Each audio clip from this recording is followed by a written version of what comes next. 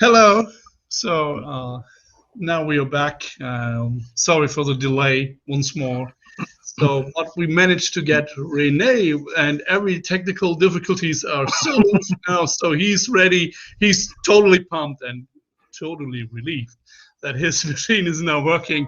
So you don't want to see me or hear me. So Rene, take it away. Have fun. Thank you so much. Can I be seen and be heard? Because with all these technical difficulties, I always want to try before I continue and I give a talk for no one. Just a short check. Seems to be good. Well, hi everyone. My name is René Otto and I'm a video game attorney in the Netherlands. Actually started in the video game industry in 2015 because I wanted to combine my passion for video games with my legal knowledge. I'm also the kind of person that got to know his girlfriend 11 years ago through World of Warcraft, so combining video games and law was a quite logical choice for me. And today I'm going to talk about video game publishing agreements because, as you might know, a few months ago, Raw Fury published its video game publishing template, and that sparked quite a large discussion about video game publishing. A lot of noise was caused actually about the lack of knowledge of publishing deals, but there are also some clauses in there who weren't that favorable. So that's actually the context of my talk for today. And I'd be more than happy to share my screen in case that's going to work. I'm a bit more cautious about that than I normally are. So, if everything is right, you can currently see my presentation. To start with a short introduction, as I said, I'm a video game attorney at Van Iersel Luchtman. I handle things in the field of IP, commercial contracts, and employment, which means that I do a lot of deals with publishing, with hiring and firing employees and freelancers, and all kind of compliant topic in the video game industry. Within our firm, I've been the founder and the chairperson of a branch team gaming, which is actually the Netherlands' only full-service video game law team, where we have 5 lawyers with each a different legal background, but a shared passion for video games in common. Next to that, I have some 2 side gigs. First of all, I'm secretary at Breda Game City, which is an organization who tries to elevate the industry in Breda. We have BUAS, who is quite a good educational institution, one of the top of the world in video game development. And we try to spark a more lively video game industry up and around Breda. So if you have ever an interest to come to the Netherlands, for example, be sure to hit me up. Next to that, I'm also an ambassador of Women in Games. Because of my quite extensive network in the video game industry, I actually try to make sure that minorities have good access to the industry. A lot of my clients always say like, well, René, I'm looking for an artist, I'm looking for a designer or a programmer. And I actually thought, well, I'm more than happy to make introductions for people I got to know in the industry and hope that some minorities are actually finding a place in the industry. And this all led, and that's something that always my employers like, that is being shared, that I've been the winner of Game Changer of 2019 at the Game Bakery Awards, where I was awarded by the Dutch professional industry for my endeavors in the field of, well, allowing everyone to meet each other and for my legal services. Then I already told we're going to talk about video game publishing, and I thought it would be good to provide some information about my experience in the field. To be honest, the largest part of my activities are in video game publishing agreements, because that is one of the cases where a developer or a publisher actually thinks of a lawyer. There are many instances where developers or publishers should think of a lawyer and don't do it, but in case of video game publishing agreements, well, they sure find their way to a suitable lawyer. I've been at both sides of the table, so I represent both developers and publishers. Well, one publisher being Vertigo Games for VR entertainment games, but a plethora of developers who you can also find on this slide. and the deal value I typically deal with is between 50K and 7 million. 7 million being my all-time highest publishing deal I currently closed. So here on the slides are a few clients I happen to work with on a regular basis.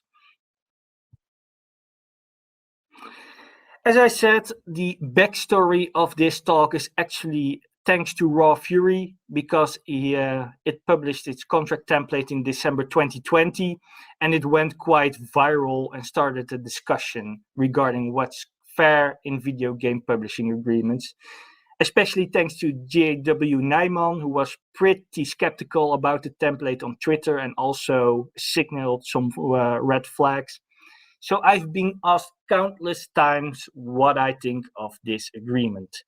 And they always ask the question, is this a fair and customary agreement according to the industry standards I have seen in my work as a video game attorney?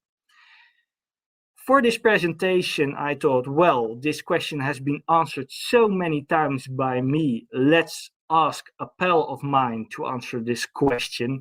But as you can see in the next slide, my pal is a little bit glitched. So perhaps you can't see its text like it should be, but I'm just going to translate for Phoenix Wright. While the agreement has its good things, there are a lot of changes that are to be desired, because this template, the current template, is quite unfair to developers. And why is that the case? First of all, because it's a perpetual license, which can only be terminated by publisher breach and in combination with some highly unfavorable clauses. What a perpetual license means is that this agreement lasts until eternity, until it can be terminated. But according to the agreement, the publishing agreement can only be terminated if the publisher breaches its agreement. So if you look at the agreement in more detail, the first thing that stands out is that it's an exclusive license for all platforms and transmedia. Of course, that hasn't have to be a bad thing, but if you are going to Raw Fury, you have a video game which you want to be published for PC, and you have no plans to go to Nintendo eShop or to the PlayStation Store, but you are still providing them with an exclusive license for all platforms, then there is an opportunity. There is a chance that you are going to Raw Fury and say, well, I want to have my game to be released on the Nintendo eShop, and they don't want to do it. But you still provided them with an exclusive license to publish, so potentially you could be locked out. I always say, try to be sure to only license those platforms if you have a plan for release, because otherwise you might have development budget for a PC game. But if you don't have a development budget for a Nintendo game, but you license the right to Raw Fury to publish on Nintendo eShop, you might have a problem. You want to have a port, but you don't have any budget to make the port. And if Raw Fury doesn't want to provide it, you can't go to a different publisher to obtain the port. Furthermore, Raw Fury has not the obligation to keep publishing your game. And of course, you can say, well, every normal publisher is going to publish on a lot of stores because otherwise they also have less revenue. But the hard part is that if Raw Fury would decide that it doesn't publish the game on, for example, the Nintendo eShop, then it's not a publisher breach of the contract, because the contract clearly states, well, we don't have the obligation to keep publishing your game. Of course, there can be quite good reasons to not publish the game anymore, but it should be more detailed. Furthermore, and that's quite a red flag, which they call their nuke button, Raw Fury can terminate the agreement at any time during development without consequences. They can just say, well, we provided you with 1 million development budget, and sorry, we don't feel like it anymore. So we're going to terminate the publishing agreement with a notice period of 60 days, and then you need to stand on your own legs and find a different development budget. could be quite impactful, especially if you're going to ramp up and you're going to expand your teams and you have a higher burn rate. And then you have Raw Fury saying, well, we're going to terminate the publishing agreement within 60 days. Well, I don't know if you are able to find a new publisher within 60 days, but that can be quite a roller coaster ride. Especially because you have to repay all advance payments in every case that the agreement will be terminated, which also includes publisher breach or the termination for convenience. So if they are just going to terminate the contract because they feel like it, you still have to repay what has been paid to you. If you say, well, Raw Fury, you're not doing your marketing well, you have a breach of contract and I'm going to terminate, Raw Fury can say, well, that's a pity, but please repay the amount I've paid to you. So then you have a situation where you need to find a new publisher while you still need to repay your old publisher and you have a way too high burn rate. So that could lead to a quite messy situation. Last thing I always think is being a red flag is the IP transfer on developer breach instead of repayment. They can decide that, like, well, we have the right to be repaid because the agreement is terminated because of your breach as a developer, but instead we want the IP of your game, which, especially in conjunction with a tight milestone schedule, can be quite a problem. Is it all bad? Is it all horror?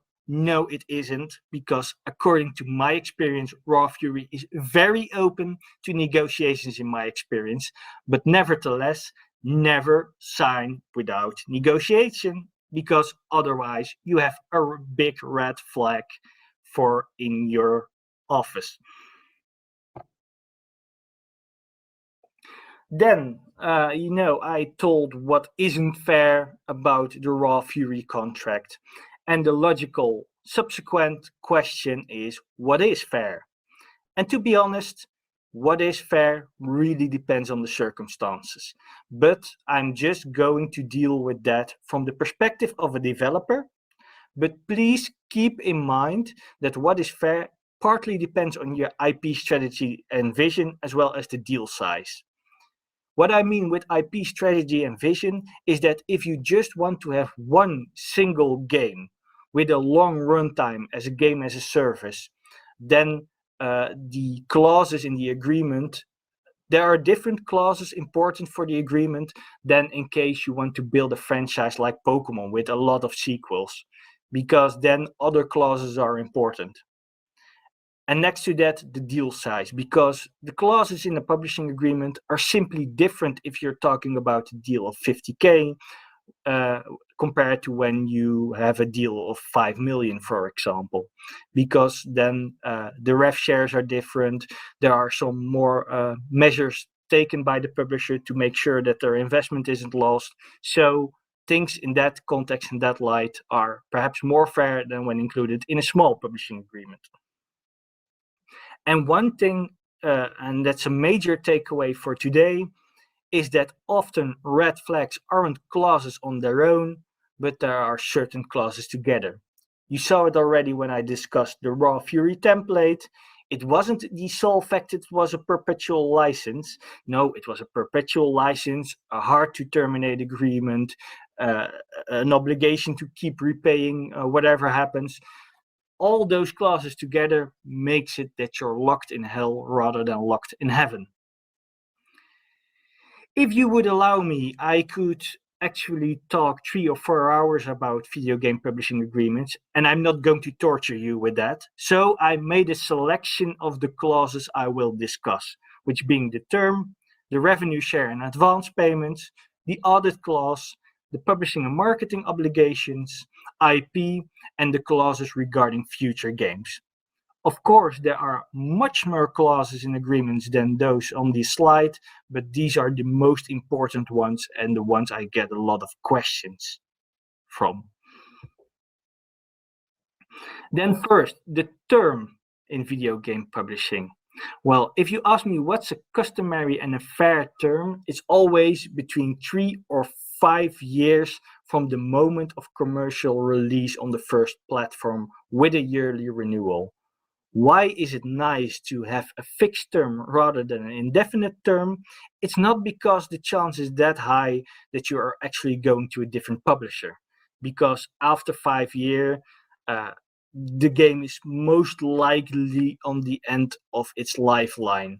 But nevertheless, it's always nice to have a moment of evaluation and to have a possibility for a termination without breaches, because then you can say, like, after 3 years, well, what did we think of the collaboration? Was it to our likings, or do I want to try and find another publisher to have a second shot at it? So it's always good to have that moment. One thing to watch out for, it's not a red flag, but it makes clauses more, well, critical, is the perpetual license, so the everlasting agreement, which is especially dangerous when options for termination or obligations of the publisher are limited. Because if you have an everlasting agreement and it's really hard to terminate, then you can actually be locked in your agreement, and that doesn't have to be a bad thing. Like I say, you can either be locked in heaven, which is a good thing, always stay there, or you can be locked in hell, which isn't as nice as being locked in heaven. Then the part that always catches the attention of the developer, and that's the revenue share and the advance payments. What I often see is that the net revenue a developer obtains is around 60 or 70% if the video game publisher both invests in the game and does marketing. And that's customary at least for mid-sized deals, which is up and until 1 million. But still, don't focus too much on your percentage, but on what is actually done by the publisher and what the deductibles are. So, well, if you are only getting 50% of the net revenue, that could be considered unfair. But if the publisher is going to do a lot about marketing, it could be fair to actually agree for 50%. And please also check what the deductibles are. So what is actually be deducted from every revenue that is obtained by the publisher, and it's always like 60 or 70% of what. Please look at the of what to check whether a revenue share is fair, because you can get an offer of 60% at one publisher with very little deductibles, while you have 70% at a different publisher, which sounds more, but if you are going to calculate the net revenue, it's a lot less. Then the other part are the advance payments, which is the development budget which you obtain. And quite often, they are paid on achieving a milestone. So you have to reach a certain goal in development, and if you meet that goal and the publisher approves it, you are going to get a sum of money. And the first milestone is often the milestone upon signing. So at the first moment you're putting your signature under agreement, they say, well, congratulations, you actually achieved your first milestone. Here is your starting budget. One thing the Raw Fury agreement has, which other agreements doesn't have, is that they are not working with milestone schedules. You're just getting monthly payments and you're not going to have any pressure on your development. So to be honest, that's one of the more fairer sides of the Raw Fury template. One thing you need to keep in your back of your mind as well is that all advance payments, so all development budget, quite likely needs to be recouped. So first, the publisher is going to get all revenue until the development budget is returned to the publisher, and then the revenue share kicks in, and you're getting a certain percentage of the net revenue. One thing to keep in the back of your mind is that advance payments are an advance payment on future royalties. So actually, the development budget is a part of the royalties you will actually obtain. So there are two questions important. One is, what if the agreement is terminated during development and not all advances are received? According to the Raw Fury agreement, it's like, well, we're going to terminate the agreement and good luck with surviving. While what you often see is that there is some form of a soft cushion in the publishing agreement, like we are allowed to terminate the agreement at all times during development, but in return, you get the next milestone or the next two milestone payments as a compensation, as a form of a survival budget, which makes the clause a lot more fairer, according to me, when I'm negotiating on behalf of developers. The second question you need to ask yourself is, what if the agreement is terminated before recoup? Or what if the sales aren't sufficient? Because it's an advance payment of future royalties. If you received a development budget of 1 million, but the total sales of the game are 800k, you could potentially say that you received too much advance payments. Most likely, there will be included in the agreement that if the sales of the game aren't that well, you don't have to repay the development budget because both parties are taking risks. But please check whether that's included, because otherwise you can at least have a discussion what needs to happen with the development budget. Same applies to the Raw Fury agreement. Well, there it states that if the agreement is terminated during development, you have to repay the advance payments, so it could lead to financial problems. Then an often overlooked clause, which is important, is the audit clause. An audit clause actually allows you as a developer to check the books of a publisher to see whether the net revenue that is calculated is right.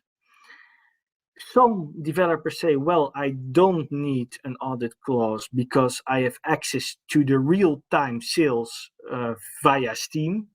But then still it's important because we're dealing with net revenue. And net revenue is always like all the proceeds received by the publisher minus marketing costs. Can you see marketing costs in Steam? No, you can't. So you still need to be able to check the books of a publisher to check whether the net revenue calculated is actually right.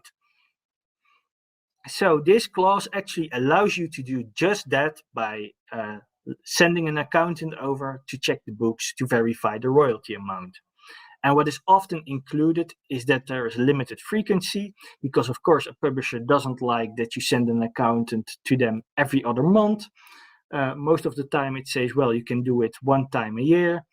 And it also states that if there is an underpayment of 5 or 10%, that you can actually get the cost of the accountant reimbursed, because then you had a valid reason to let the books checked, so the publisher is paying the accountant. To be honest, this has to be in every video game publishing contract.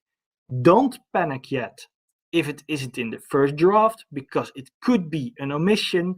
But if you are asking for an audit clause to a publisher and they keep refusing, then I have only one piece of advice, and that is run for your life.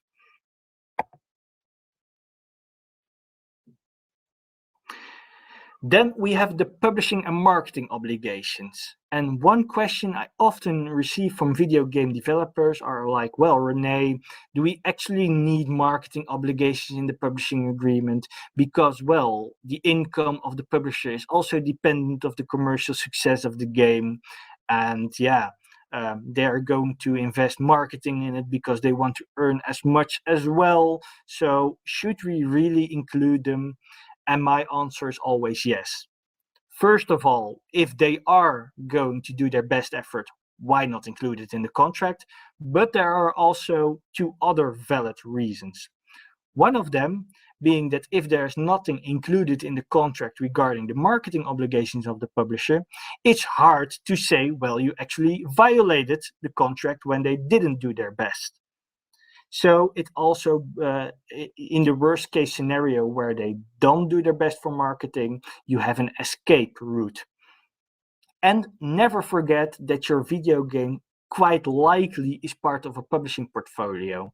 So what is a publisher going to do if they signed your game, but additionally they are going to release a different game who does it much better than your game?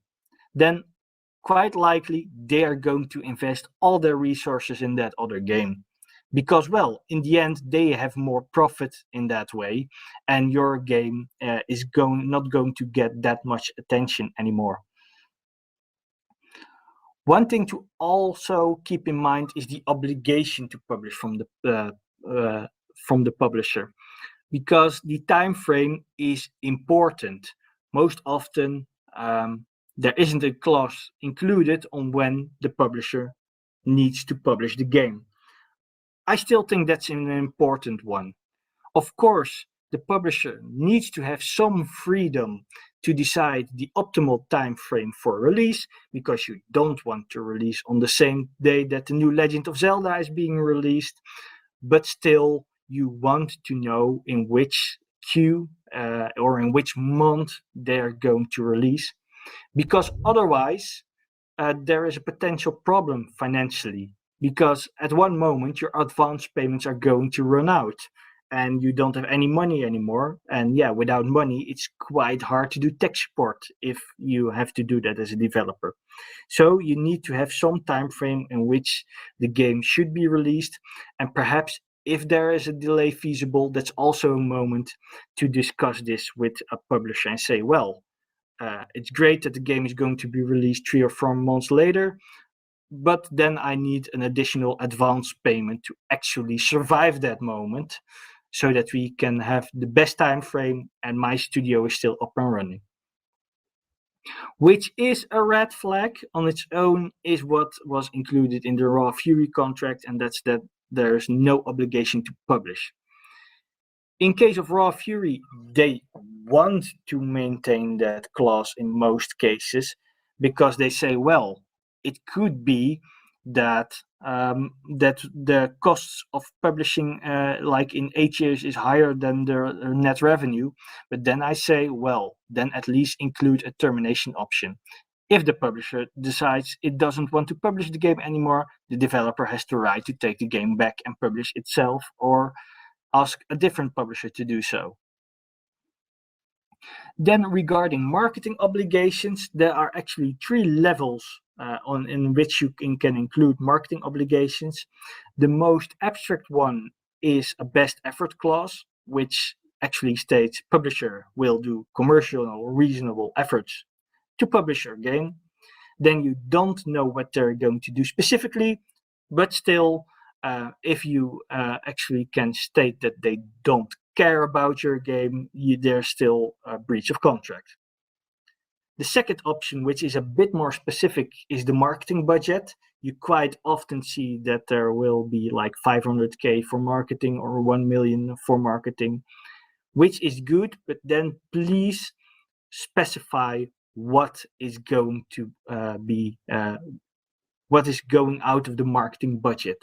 One thing to keep in the back of your mind is that internal costs should never be deducted from the marketing budget. You don't want to have a marketing employee at Raw Fury being paid 3K a month and then say, well, every month we deduct 3K from your marketing budget because our employee has to be paid.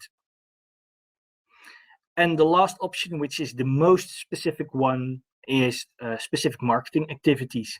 If you talk with a video game publisher and they're going to tell you, well, we are going to get your video game into a Nintendo Direct, why not include it in the contract? Because, well, that was one of the factors which you evaluated upon making your decision. So why not include it in the contract? And quite often they're going to say, well, yeah, we want to try and do our best to put you in a Nintendo Direct. Okay, that's fair. Then you at least have your expectations managed, but still include it in the contract. Because if that's a promise you're going to make, include it. And then one of the last clauses I'm going to discuss are the IP rights. Developers are always scared about the horror stories of publishers taking their IP. And to be fair, that's most of the time a fairy tale because IP rights are almost always retained by the developer. I sometimes see some shared IP deals where the publisher and the developer are both owner of the IP, but I only see it in the really large publishing deals or when a publisher is actually going to develop alongside the developer. Two things to watch out for are the transfer on breach, because, well, if you breach the contract and they can claim your IP, that's quite horrifying, especially if there's a tight milestone schedule with no alternative remedies.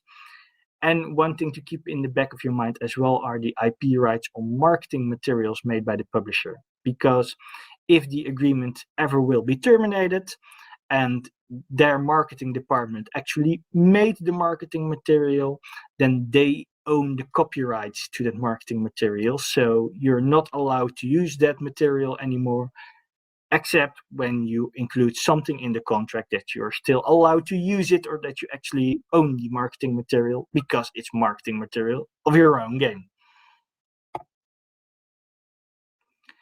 And then the last clause, which concerns publisher and futures games. There are multiple ways in which a publisher makes sure that the next game you are developing is also published by them.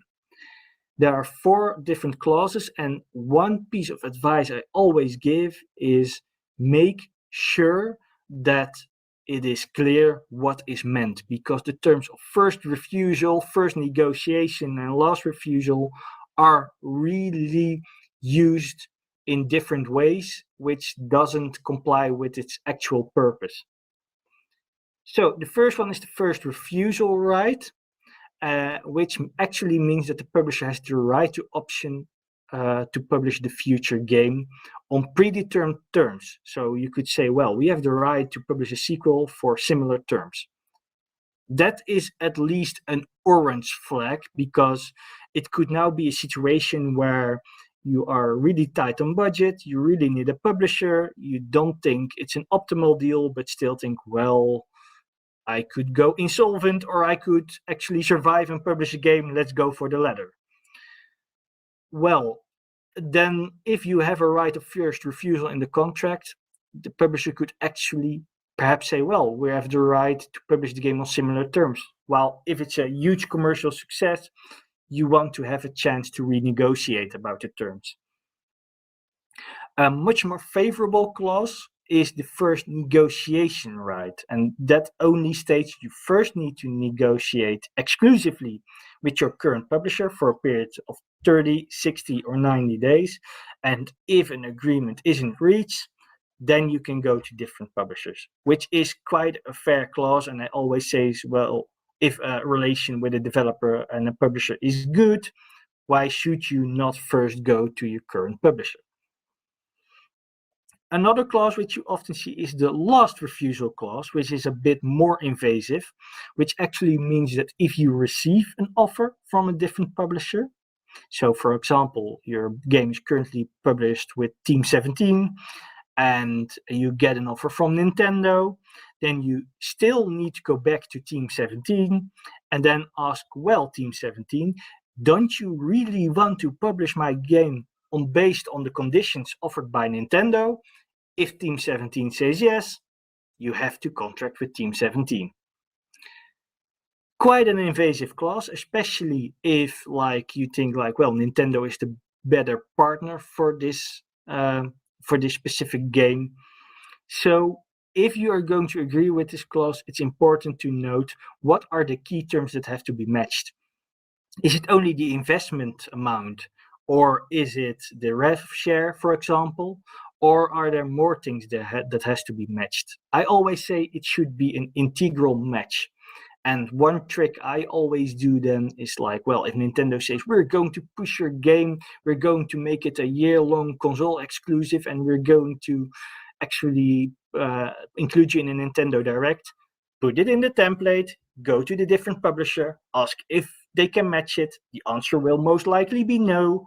So then you're still free to contract with the different publisher.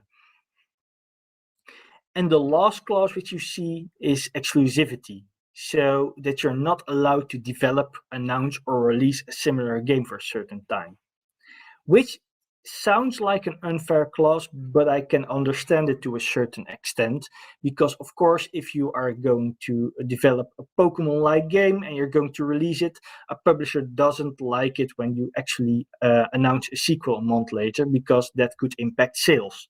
So in that regard, I always say exclude development, because if you're not announcing a sequel or a different game, or you're not releasing it, then the sales aren't impacted. While you can use that valuable time to at least make the sequel to the game.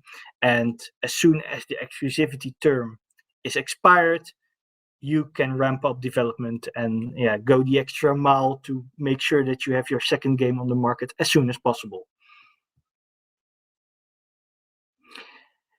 And then I've reached the end of my presentation, and it's time for the start of the Q&A.